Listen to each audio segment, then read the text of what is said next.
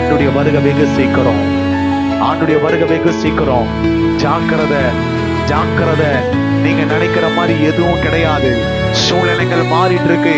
இப்போ அறிவிக்கப்படுகிற ஒரு நேரம், சுவிசேஷத்தை சொல்லக்கூடிய நேரத்தில் இருக்கிறோம். இன்னும் கொஞ்ச நாட்களிலே இந்த சுவிசேஷ வாசல்கள் மூடப்பட போகிறது. ஜாக்கிரதை, ஜாக்கிரதை.